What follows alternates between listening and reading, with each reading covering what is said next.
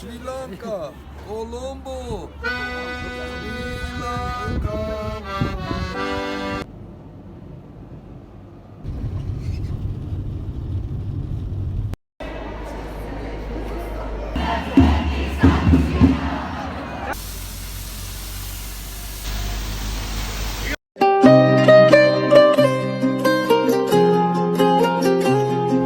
ආයිබෝවන් සුබ දවසක් ඔයාලා හැමෝටම. තවත් අලුත් වීඩියෝ එකකින් මම ඔයාලව හම්බ වෙන්න ආවා. ඔයාලා දන්නවද මම මේ කොහෙද යන්නේ කියලා? එන්නකෝ යන්න මාත් එක්කම. මම ඔයාලව ලස්සන රටක රවුමක් එක්කන් යන්න හදන්නේ.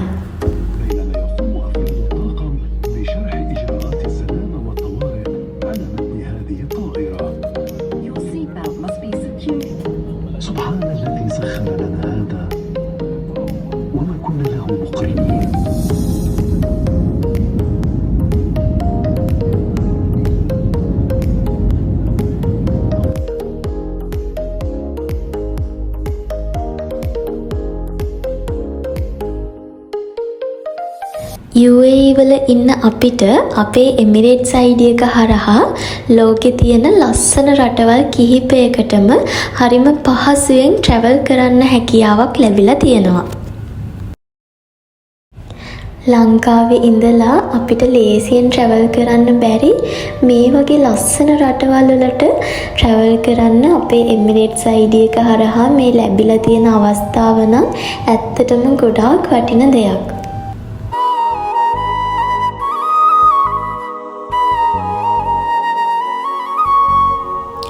ෆ්ලයිට් එකට නැගලා මම ටික වෙලාවක් නිදාගත්තා. ඇහැරලා බලද්දි මම දැක්කේ සුදු පාට වලාකුළු පිරිච්ච අහසක්. ඉතින් මම ෆ්ලයිට් එකක යන දෙවෙනි වතාව මේක. පළවෙනි වතාවට ඩුබායි ආපු එකයි. දැන් මේ දෙවෙනි වතාවට ටුවර් එක යන එකයි. ඩුබායි වලට එනකොට නම් ආවේ රෑ නිසා එනකම්ම කරේ නිදාගත්ත එක. මට මේ වගේ එක එක්ස්පීරියන්ස් කරන්න බැරි වුණා. ඉතින් ඇත්තටම වටපිට බලද්දි හිතුණා මේ ලෝකය කොච්චර ලස්සනද කියලා. ඉතින් කියන්න තේරෙන්නේ නැහැ. ලොකු සතුටක් දැනුණා මට මේ වෙලාවේදී.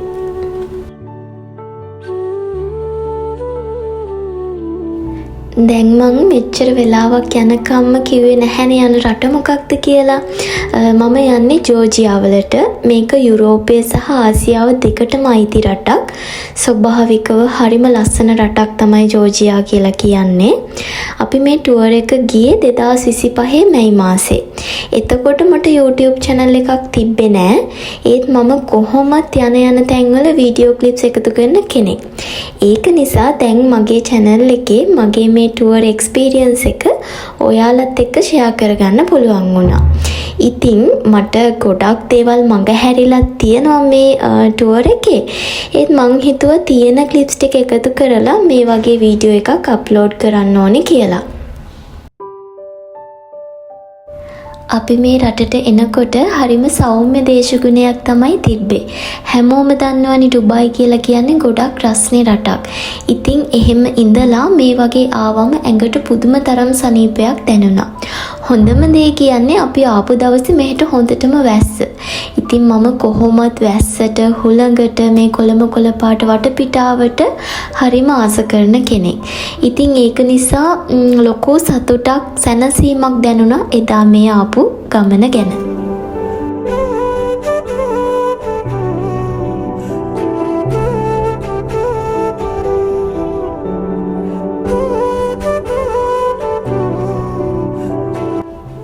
අපි හවස 3:00 විතර වෙනකොට නතර වෙන හොටෙල් එකට යන්න පුළුවන් වුණා.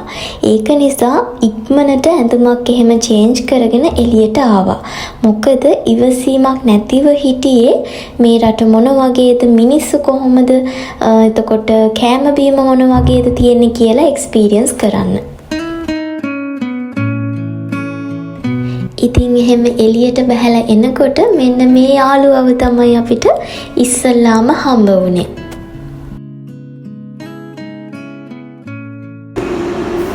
ඉතින් අපි ජෝර්ජියා වලට ගිහිල්ලා එහාට මෙහාට යන්න ගොඩක් වෙලාවට පාවිච්චි කරේ පබ්ලික් ට්‍රාන්ස්පෝර්ට් එක.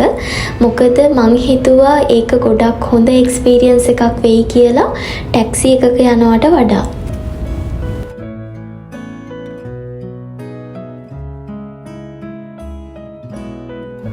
මේ රටේ ගොඩක් අයට ඉංග්‍රීසි කතා කරන්න බැහැ.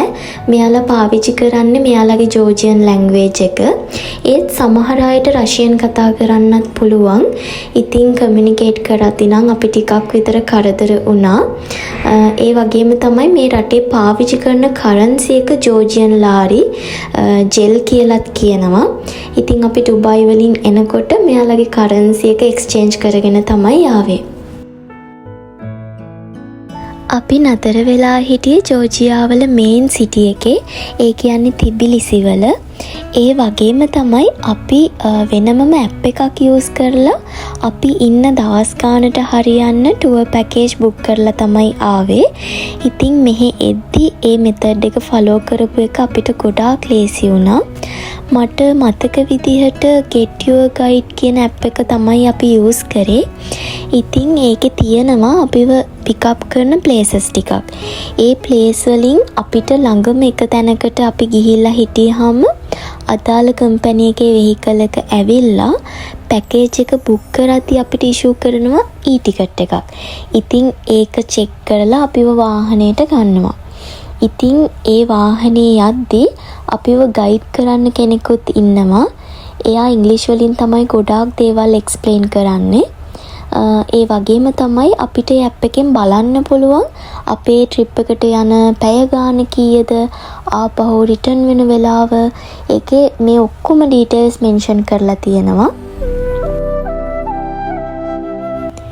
ඉතින් ඔයා දැනටමත් UAE වල ඉන්න කෙනෙක් නම් ඔයාට මෙහි එමිරේට්ස් ID එක තියෙනවා නම් මේ වගේ ලස්සන රටකට අඩු වියදමකින් හරිම ලේසියෙන් travel කරන්න තියෙන chance එක මිස් කරගන්න එපා.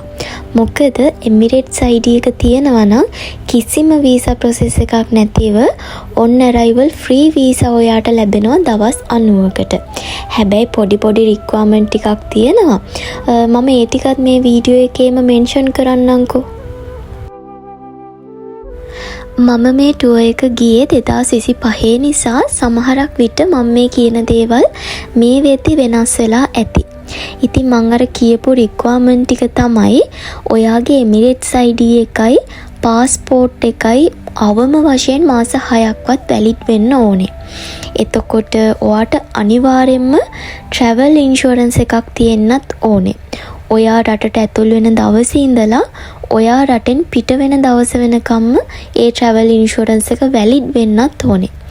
ඒ වගේම තමයි ඔයාගේ hotel booking confirmation එක වගේම return ticket එකත් ඔයා immigration process එකේදී එයාලට present කරන්න ඕනේ. තව දෙයක් තමයි දවස් 90ක වීසා එකක් ඔයාලට ලැබුණත් ඔයාලට පුළුවන් වෙන්න ඕනේ ඔයාලා ඒ රටේ ඉන්න දවස් ගානට. ඒ කියන්නේ රිටර්න් ටිකට් එකේ මෙන්ෂන් වෙලා තියෙන දවස වෙනකම්ම වියදම් කරන්න සල්ලි ඔයාලා ළඟ තියෙනවා කියලා ප්‍රූෆ් කරන්න. මොකද එයාලා එන්ට්‍රි පාස් එක දෙන්න කලින් මේ හැම දෙයක්ම one by one චෙක් කරනවා. ඉතින් ඇත්තටම මේ රටේ අපි ගොඩාක් එන්ජොයි කරා. හරිම ලස්සන මතක ටිකක් අපි එකතු කරගත්තා. ඉතින් බලන්නකො මට කවුද හම්බ වුණේ කියලා. Sri Lanka, Colombo, Sri Lanka.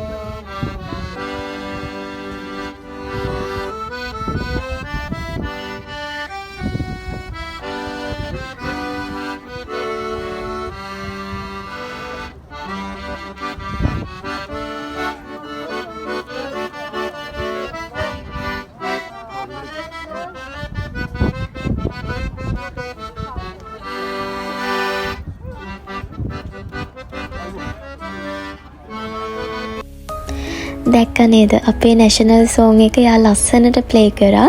ඉතින් එයා මාව දැකපු ගමන්ම අඳුනගත්තා මම ලංකාවේ කියලා. මුකුත් එයා ඇහුවෙත් නෑ. ඒ තරම්ම එයාට එක්ස්පීරියන්ස් තියෙනවා. කට්ටියව දැක්කහම එයාට ටග් ගාලා රෙකොග්නයිස් කරන්න පුළුවන් මොන රටේද කියලා. ඉතින් කිව්වා වගේම අපි මේ රටේ ගොඩාක් දේවල් එන්ජොයි කරා.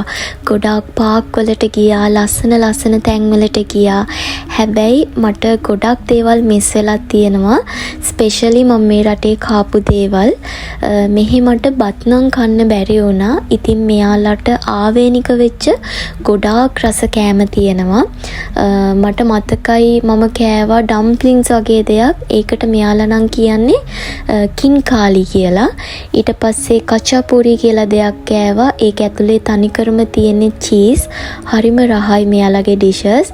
ඒ වගේම තමයි ෂවර්මා වර්ග තියෙනවා. හරිම රසයි, හරිම ෆ්‍රෙෂ් විදිහට මෙයාලගේ කෑම තියෙනවා. මෙයාලා කොයිම වෙලාවකවත් මෙයාලගේ රෙස්ටොරන්ට් වල කෑම හදලා ස්ටෝර් කරලා තියන්නේ නැහැ. අපි ඒ වෙලාවෙ ගියාම ඒ වෙලාවෙම තමයි මෙයාලා ඒ කෑම ටික හදලා ෆ්‍රෙෂ් පිටින්ම දෙන්නේ. ඉතින් ඒවා හරිම රසට තිබුණා. හැබැයි මට ඒවා වීඩියෝ කරගන්න බැරි වුණා. ඒ වගේම මම එන්ජොයි කරපු දෙයක් තමයි මෙයාලගේ කේබල් කාර් සිස්ටම් එක. ඒක වෙනමම එක්ස්පීරියන්ස් එකක් වුණා. ඒ විතරක් නෙමෙයි අපි ගියා වයින් ෆැක්ටරි එකකටත්.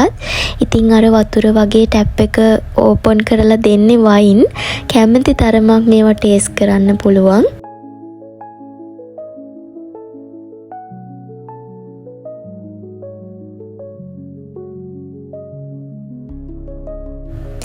ඒ වගේම තමයි අපි ගියා මෙයාලගේ වයින් හදන ගම්මානයක් බලන්නත්. ඉතින් මෙහෙට කියන්නේ කකේටි කියලා. මෙයාලා මෙන්න මේ වගේ තමයි ඉස්සර. දැන් නම් මෙයාලට තාක්ෂණයෙන් දියුණු ෆැක්ටරිස් තියෙනවා. හැබැයි ඊට කලින් මෙයාලා මේ විදිහට තමයි වයින් හදලා ස්ටෝර් කරලා හැම තියෙන්නේ. ඉතින් අපි ඒවා බලන්නත් ගියා.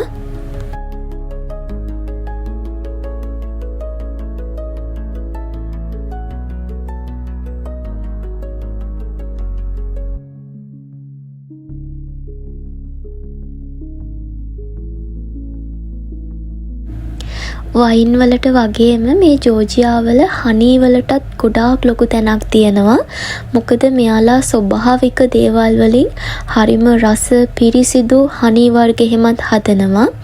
ඉතින් අපි ඒවා බලන්නත් ගියා. ඒවා ටේස්ට් කරන්නත් මෙයාලා දෙනවා එතනට යන අයට. ඒ වගේම මේ ඔයාලා දකින්නේ පාන් හදන තැනක්. ඉතින් එතනට ගිහිල්ලා අපි තනියම පාන් හදලා කන්න පුළුවන්. අපි ඒකත් එක්ස්පීරියන්ස් කරා. හැබැයි මට වීඩියෝ එකක් නම් ගන්න බැරි වුණා. ඒත් එක්කම තමයි අතරමඟදී අපි දැක්ක ඇක්සිඩන්ට් එකක්. මේ වාහනේ හොඳටම ගිනි අරගෙන ඇත්තටම ඒකේ අය ගන්නම දෙයක් නැහැ. ඉතින් හරිම දුක හිතුණා ඒක දකිද්දි. හැබැයි කාටවත් කරදරයක් නම් වෙලා තිබුණේ නැහැ. මට හරිම සතුටක් දැනෙනවා මම ගියපු ටුවර් එක ගැන. වීඩියෝ එකක් මේ විදිහට අප්ලෝඩ් කරන්න පුළුවන් වුණ එක ගැන.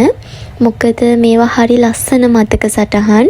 ජීවිතේ එක දවසක ආයෙමත් බලලා සතුටු වෙන්න පුළුවන් තරම් වටින දේවල් තමයි මේවා. ඉතින් අන්තිම වතාවට තිබිලිසි සිටි එක දිහා මේ විදිහට මගේ හොටෙල් රූම් එකේ ඉඳලා මන් ටික වෙලාවක් බලාගෙන හිටියා. පහෝදා උදෙන්ම අපි අපේ සුපුරුදු නවාතැන්පලට එන්න පිටත් වුණා ඩුබායි වලට. ඉතින් ඒත් එක්කම වීඩියෝ එකත් ඉවර වෙනවා. හැමෝටම ගොඩාක් ස්තුතියි මේ වෙනකම්ම වීඩියෝ එකත් එක්ක රැඳිලා හිටියට. ආදරයෙන් ඉල්ලනවා මාව සබ්ස්ක්‍රයිබ් කරන්න කියලා මගේ වීඩියෝ වලට ඔයා කැමති නම්.